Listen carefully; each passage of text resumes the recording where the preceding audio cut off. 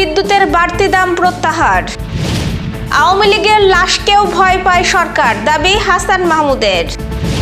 6 নবজাতকের মৃত্যুতে 8 দিন হাসপাতালকে শোকজ, 72 ঘন্টার আলটিমেটাম। বাঘারপাড়ায় বিশ্বকাপ উপলক্ষে আর্জেন্টিনার সমর্থকদের ব্যতিক্রমী আয়োজন। তাপপ্রবাহ থাকবে আরও 2 থেকে 3 দিন, কমবে না গরম। বাংলাদেশের বোলিং কোচের দায়িত্ব ছেড়েছেন শন টেইট। অ্যাডলফ খানের পোস্টে বুবলির দ্বিতীয় সন্তানের জল্পনা তুঙ্গে। দর্শক, আমাদের রাতের আয়োজনে আপনাদের সাথে আছি আমি স্বপ্না দেবনাথ। শুনছিলেন প্রধান শিরোনাম। এছাড়া রয়েছে অন্যান্য বিভিন্ন গুরুত্বপূর্ণ খবর। বিস্তারিততে যাওয়ার আগে আপডেট খবর পেতে গ্রামীণ কাগজের ইউটিউব চ্যানেল সাবস্ক্রাইব এবং ফেসবুক পেজ ফলো করে রাখুন। প্রান্তিক ও নিম্ন আয়ের গ্রাহকদের ওপর চাপ কমাতে বিদ্যুতের বাড়তি দাম প্রত্যাহার করা হয়েছে। বৃহস্পতিবার বিতরণ সংস্থা ও কোম্পানিগুলোর আবেদনের প্রেক্ষিতে বাংলাদেশ এনার্জি রেগুলেটরি কমিশন নতুন এই সিদ্ধান্তের কথা জানিয়েছে। সিদ্ধান্ত অনুযায়ী সব বিদ্যুৎ বিতরণ সংস্থা ও কোম্পানির আবাসিক গ্রাহক শ্রেণীর অন্তর্ভুক্ত লাইফলাইন 0 থেকে 50 ইউনিট বিদ্যুতের দাম ইউনিট প্রতি 4 টাকা 63 পয়সা এবং আবাসিক প্রথম ধাপের 0 থেকে 75 ইউনিট প্রতি 5 টাকা 26 পয়সা নির্ধারণ করা হয়েছে। নতুন এই মূল্যহার জুন মাস থেকেই কার্যকর হবে। গত বুধবার ঘোষিত নতুন ট্যারিফ অনুযায়ী আবাসিক লাইফলাইন গ্রাহকদের প্রতি ইউনিট বিদ্যুতের দাম যথাক্রমে 4 টাকা 63 পয়সা থেকে বাড়িয়ে 5 টাকা 32 পয়সা করা হয়। এতে প্রতি ইউনিটে 69 পয়সা বা প্রায় 15% মূল্য বৃদ্ধি পায়। বিদ্যুৎ বিভাগের তথ্য অনুযায়ী দেশে বর্তমানে লাইফলাইন গ্রাহকের সংখ্যা 1,78,82,380। এর মধ্যে পল্লী বিদ্যুতায়ন বোর্ডের আওতাধীন সমিতিগুলোতেই রয়েছে 1,61,47,591টি সংযোগ। প্রান্তিক জনগোষ্ঠীর শিক্ষা, স্বাস্থ্য ও জীবনমান উন্নয়নের লক্ষ্যে দীর্ঘদিন ধরে সরকার ভর্তুকি মূল্যে বিদ্যুৎ সরবরাহ করে আসছে। নতুন ট্যারিফ অনুযায়ী পাইকারি পর্যায়ে প্রতি ইউনিট বিদ্যুতের দাম 7 টাকা থেকে 1 টাকা 39 পয়সা বাড়িয়ে 8 টাকা 39 পয়সা নির্ধারণ করা হয়েছে। এতে পাইকারি বিদ্যুতের দাম 19.85% বেড়েছে। অন্যদিকে খুচরা পর্যায়ে গড় মূল্য প্রতি ইউনিট 9 টাকা 11 পয়সা থেকে বাড়িয়ে 10 টাকা 63 পয়সা করা হয়েছে। অর্থাৎ খুচরা বিদ্যুতের দাম বেড়েছে 1 টাকা 52 পয়সা বা 16.68%। আবাসিক লাইফলাইন গ্রাহকরা বাদে অন্য সব শ্রেণীর বিদ্যুতের দাম গত বুধবার দেওয়া ঘোষণা অনুযায়ী হবে। নিষিদ্ধ ঘোষিত আওয়ামী লীগের নেতা হাসান মাহমুদ দাবি করেছেন, বর্তমান সরকার আওয়ামী লীগের লাশকেও ভয় পায়। কালবেলা তাদের এক প্রতিবেদনে জানিয়েছে, সাবেক মন্ত্রী তোফায়েল আহমেদের জানাজাকে ঘিরে ঘটে যাওয়া ঘটনাবলীর প্রসঙ্গ টেনে হাসান মাহমুদ বলেছেন, তোফায়েল আহমেদের জানাজায় বাধা সৃষ্টি, গ্রেপ্তার এবং শহীদ মিনারে মরদেহ নেওয়ার অনুমতি না দেওয়ার ঘটনায় সরকারের মনোভাব স্পষ্ট হয়েছে। হাসান মাহমুদ আরও বলেন, তোফায়েল আহমেদ ছিলেন বাংলাদেশের স্বাধিকার আন্দোলন, স্বাধীনতা সংগ্রাম ও রাষ্ট্র গঠনের অন্যতম গুরুত্বপূর্ণ নেতা। তার জানাজায় আরও বড় জনসমাগম হতে পারত যদি কোনো বাধা সৃষ্টি করা না হতো। তিনি রাজনৈতিক প্রতিহিংসার অবসান এবং দেশের রাজনৈতিক দলগুলোর মধ্যে সামাজিক ও রাজনৈতিক সহাবস্থান নিশ্চিত করার আহ্বান জানান। রাজধানীর মগবাজারে 8 দিন হাসপাতালে 6 নবজাতকের মৃত্যুর ঘটনায় হাসপাতাল কর্তৃপক্ষকে কারণ দর্শানোর নোটিশ দিয়েছে স্বাস্থ্য মন্ত্রণালয়।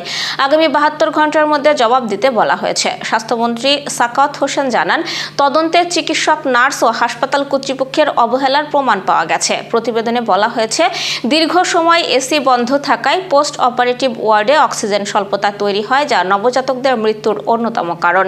তিনি বলেন, নবজাতকদের নিবিড় পর্যবেক্ষণে দায়িত্ব অবহেলা করা হয়েছে এবং এই ঘটনায় দায়ীদের বিরুদ্ধে আইন অনুযায়ী ব্যবস্থা নেওয়া হবে। স্বাস্থ্যমন্ত্রী আরও জানান, তদন্ত কমিটির সুপারিশের ভিত্তিতে আগামী 7 জুনের মধ্যে এই বিষয়ে চূড়ান্ত সিদ্ধান্ত আসতে পারে। একই সঙ্গে তিনি দৃষ্টান্তমূলক শাস্তির হুঁশিয়ারি দেন, যাতে ভবিষ্যতে কোনো হাসপাতালে এ ধরনের ঘটনা না ঘটে। এবার যশোর সহ আঞ্চলিক সংবাদ। দুয়ারে বিশ্বকাপ ফুটবল, তাই ফুটবল প্রেমীদের উন্মাদনায় ভাসছে সারা বিশ্ব, ভাসছে বাংলাদেশের আনাজ কানাজ। সারা দেশের মতো যশোরের বাঘারপাড়ায় গেলবারের বিশ্বকাপ জয়ী আর্জেন্টিনার সমর্থকরা মেতেছে উৎসব আনন্দে। আজ বিকেল 5:30টায় বাঘারপাড়া উপজেলা সদরে মোটরসাইকেল র্যালি বের করে আর্জেন্টিনার সমর্থকরা। র্যালিটি উপজেলা সদরের বিভিন্ন এলাকা প্রদক্ষিণ করে। এ সময় পুরো এলাকা অর্ধশতাধিক মোটরসাইকেল নিয়ে আর্জেন্টিনা আর্জেন্টিনা স্লোগানে মুখরিত করে তোলেন তারা। পথচারী আর দোকানিরা এ সময় তাদের সাথে সুর মিলিয়ে স্লোগান দিতে শোনা যায়। আর্জেন্টিনা সমর্থক ও আয়োজক রাকিব ফয়সালরা জানান, ফুটবলের এই উন্মাদনা ছড়িয়ে দিতে তাদের এই উদ্যোগ। আবহাওয়ার সংবাদ। দেশে চলমান তাপপ্রবাহ এখনই কমছে না। বাংলাদেশ আবহাওয়া অধিদপ্তর জানিয়েছে, এই তাপপ্রবাহ আরও 2 থেকে 3 দিন বজায় থাকতে পারে। এ সময় দেশের কিছু জায়গায় হালকা বৃষ্টি হলেও গরমের তীব্রতা কমার কোনো লক্ষণ নেই।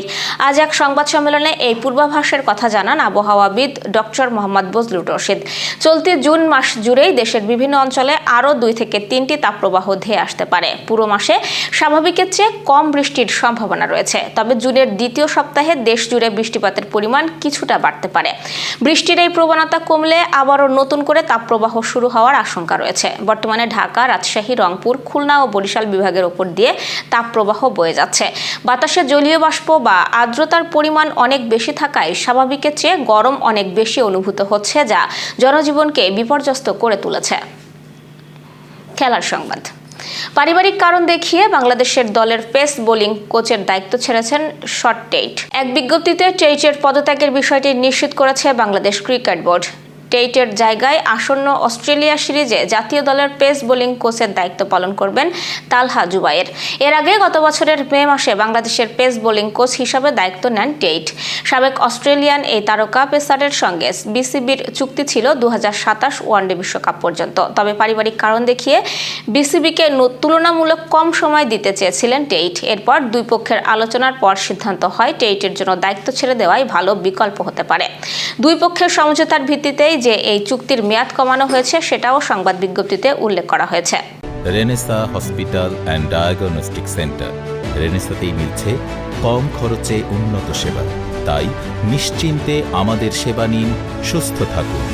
Renaissance hospital and diagnostic centre, সদর হাসপাতাল মোড়, দরাটানা, যশোর। দর্শক, শেষ করব বিনোদন জগতের সংবাদ দিয়ে। অভিনেত্রী শবনম বুবলিকে ঘিরে আবারও মাতৃত্বের গুঞ্জন ছড়িয়েছে শোবিজ অঙ্গনে। সম্প্রতি কোরিওগ্রাফার এডলাফ খান ফেসবুকে বুবলির সঙ্গে একটি ছবি প্রকাশ করে লেখেন, মাতৃত্ব সুন্দর, কন্যা সন্তান আল্লাহর বড় নেয়ামত, অভিনন্দন, অনেক দোয়া শবনম বুবলি। পোস্টটি প্রকাশের পর সামাজিক যোগাযোগ মাধ্যমে বুবলির দ্বিতীয় সন্তানের জন্ম নিয়ে আলোচনা শুরু হয়। অনেকেই তাকে শুভেচ্ছা জানাতে থাকেন। তবে এই বিষয়ে এখনো পর্যন্ত বুবলি বা সাকিব খানের পক্ষ থেকে কোনো আনুষ্ঠানিক বক্তব্য পাওয়া যায়নি। এছাড়া বিভিন্ন সূত্রে দাবি উঠলেও দ্বিতীয় সন্তানের বিষয়ে নির্ভরযোগ্য কোনো প্রমাণ বা আনুষ্ঠানিক নিশ্চিতকরণ মেলেনি। 2022 সালে সাকিব খান ও বুবলি তাদের বিয়ে এবং ছেলে সন্তান শেহজাদ খান বীরের বিষয়টি প্রকাশ্যে আনেন। এই ছিল আজকের রাতের আয়োজন। এরপর সকালের খবর দেখার আমন্ত্রণ জানাচ্ছে। বিদ্যুৎ ব্যবহারে সাশ্রয়ী হন এবং সেই সাথে সচেতন হন পানির অপচয় রোধে এবং হাম ও মশাবাহিত রোগ সম্পর্কে। শুভরাত্রি।